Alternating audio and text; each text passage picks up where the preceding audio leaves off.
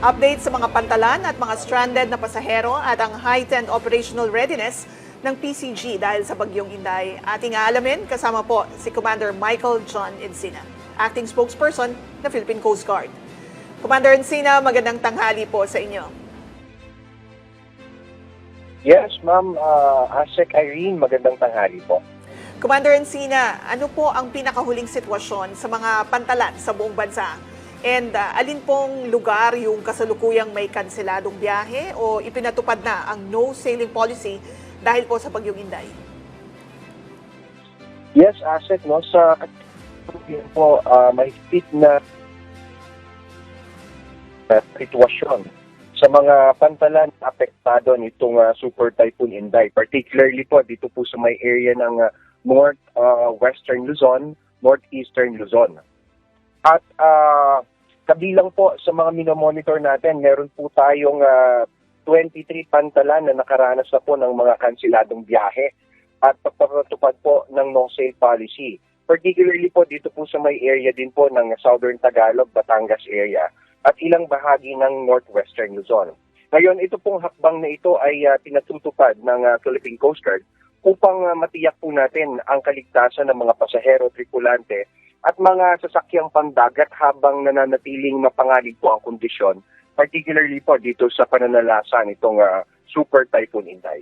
Alright. Commander, hingi lang po kami ng update. Banggit po, 23 pantalan na kansela ang mga biyahe. Kumusta po yung mga pasahero na stranded dito sa mga pantalan na ito at ano po ang kasalukuyang update tungkol dito? Yes, sir, no. Patuloy po nating minomonitor ang number or dami po nitong mga na-stranded.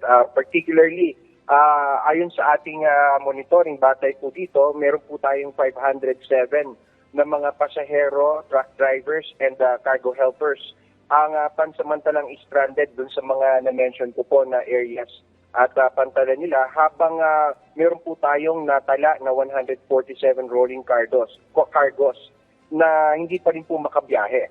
Patuloy po kami nagkipag-ugnayan sa ating PPA, Philippine Ports Authority, upang mas matiyak po natin na maayos ang kalagayan po nitong ating mga kababayan na stranded habang hinihintay po natin na bumuti po itong kalagayan ng panahon. Yes, Commander, ano po yung paalala ng Philippine Coast Guard sa mga pasaherong na stranded, no? Sa mga pantalan at sa mga mangingisda na rin at mga operator ng malilit na bangka habang nananalasa itong bagyo? Yes, Asek Irene, ang aming paalala ay sundin ang lahat ng ipinatutupad na safety advisory. At huwag piliting bumiyahe habang may umiiran na no sailing policy. Number 1 po yan, particularly dito sa ating mga mangingisda, ano? Sa ating mga kababayan at particularly dito sa mga operator ng maliliit na bangka. Marain po namin ipinapayo na manatili muna sa ligtas na daungan habang idineklara po natin at iniintay na madeklara na pwede na po silang makapaglayag. Ang kaligtasan ng bawat isa ang pangunahing prioridad po ng Philippine Coast Guard. And with implementation po nitong ating iCare campaign plan in intensified community assistance, response, and enforcement ng Philippine Coast Guard, direktiba po ni Admiral Ronnie Hill Gavan na panatiliin po natin ang pakikipag-coordinate dito sa ating mga coastal communities and fisher folks to give them update dito po sa current situation or sa pananalasa ng Super Typhoon Inday. Okay. Commander, meron pa rin kasi tayong mga kababayan na since ang kanilang kabuhayan nga ay pangingisda, meron mga iba na sumusugal na pumalaot pa rin sa kabila nitong no sailing policy na inyong ibinibigay o pinapatupad. Pakipaliwanag po, ano po ba yung panganib na kaakibat pagka pinilit nila na pumalaot, lalo't nakataas ang no sailing policy at hindi po maganda ang panahon sa karagatan? Yes, sir. No? Yun nga po, ang pangunahin po nating iniiwasan ay itong tinatawag po natin na maritime incident. Ang kagandahan po nito, Sir Joshua, no? 2 to 3 days before pong magland po or pumasok po sa area of responsibility, ito pong Super Typhoon Inday, ang Philippine Coast Guard po has already been conducting ito pong tinatawag natin na 3Ps measures or yung ating preventive, proactive, and yung ating pong preemptive approaches dito po sa mga areas na posibleng daanan or mahagip nitong Super Typhoon Inday. At maganda po ang pakikipag-ugnayan natin dito po sa mga local government units, dito po sa ating mga coastal communities, through our district, through our station, substations, dyan po sa mga areas na yan. Kaya po, sa ngayon po, wala pa po tayong nauulat na mga maritime incident within the area. Commander, meron po kayong heightened operational readiness na ipinapatupad. Ano po? For the information of the general public, maybe you could brief us kung ano po itong heightened operational readiness. And kapag nagkaroon nga po ng isang maritime incident, ano-anong mga unit at kagamitan ang ginagamit po, naka-standby para sa search and rescue operations and of course, yung humanitarian response din po ng PCG? Yes, Asik Irene, ang heightened operational readiness ay nangangahulugan na naka-full alert po ang buong puwersa ng Philippine Coast Guard. Ang aming mga districts, stations, and Coast Guard substations, kasama po dyan yung ating deployable response group at search and rescue units ay nakahandang rumusponde sa anumang oras na kailanganin. Naka-standby rin po ang ating mga barko, rescue boats. Nandyan din po yung ating mga communication assets at iba pang kagamitan para sa search and rescue operation and even evacuation. Ano po? At kasama na rin po dyan yung ating mga humanitarian assistance kung kinakailangan. Through this heightened operational readiness, tinatap din po natin yung ating mga kasamaan sa Coast Guard Auxiliary na malaki po ang tulong upang mapanatili po natin na nakahanda at kumpleto po ang elemento ng search and rescue operations ng Philippine Coast Guard. Okay. Commander, kumpirmahin lang po namin ilang Coast Guard personnel, rescue assets at mabilising response teams ang nakadeploy po sa ngayon sa mga lugar na inaasahang tatamaan at labis na maapektuhan itong bagyo.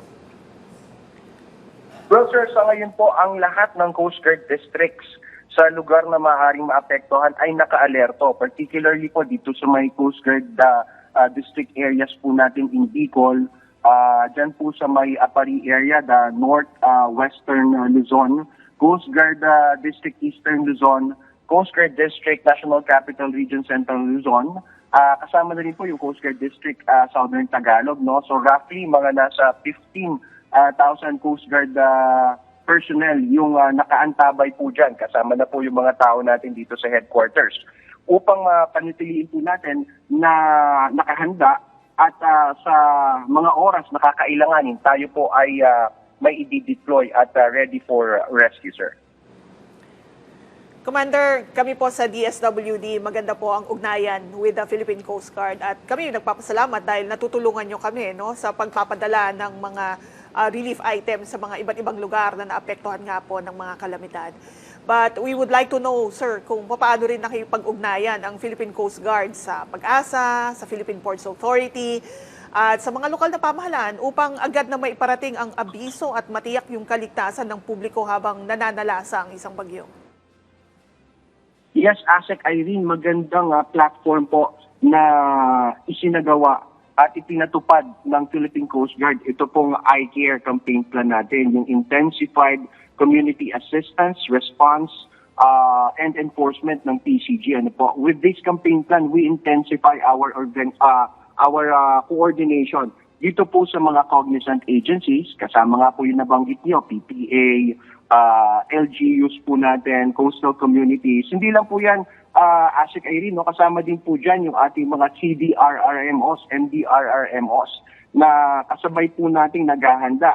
At nagsagawa din po sila ng mga tinatawag natin na pre-disaster risk assessment before pong pumasok sa Philippine Area of Responsibility, itong Super Typhoon Inday, upang mas maging handa po tayong lahat. Again, Asek, our approach is not only focused primarily on the effort ng Philippine Coast Guard. Katulong po natin, we care, we I care, no po? Dito po yung kasama natin, yung mga iba't ibang ahensya ng gobyerno. This is one. If we want to be able to win, we need a one, whole of nations approach. Okay. And Commander, kapag humupa naman na po ang epekto nitong bagyong Inday, ano-ano naman po ang mga kondisyon o assessment na kailangan matugunan bago po muling payagang bumiyahe yung mga barko at buksan muli ang mga pantalan? Sir Joshua, bago muling pahintulutan ang paglalayag o pagbiyahe nitong mga barko, kinakailangan tiyakin na ligtas ang kondisyon ng panahon. At karagatan, we base our assessment dito po sa mga pronouncement that issue once ng mga weather advisory from Pag-asa. Now, isinasagawa rin ang mga assessment na ito sa mga pantalan ng ating mga Coast Guard personnel in the area. Ang pag-alis ng no sailing policy ay ginagawa lamang kapag ligtas na po ang sea condition para sa pagbiyahe ng mga barko at mga maliliit na sasakyang pandagat. Well, Commander, maraming salamat po sa mga impormasyon na ibinahagi nyo. At this point, hingin na lang po namin ang inyong mensahe para po sa publiko, lalo na sa mga may planong bumiyahe sa mga susunod na araw. Asek, para po sa ating mga kababayan, hinihiling namin ang inyong pangunawa at pakikipagtulungan. Ang pansamantalang kanselasyon ng mga biyahe ay ginagawa upang mapangalagaan ang buhay ng bawat isa. No? Patuloy pong susubaybayan ang opisyal na abiso ng Pag-asa dapat po at ng Philippine Coast Guard at iba pang kaukulang ahensya. No? Huwag pong magpaloko sa mga hindi beripikadong impormasyon at huwag ipagsapalaran po ang paglalayag kung may umiiran na mga babala o ito pong tinatawag natin na no-sail policy.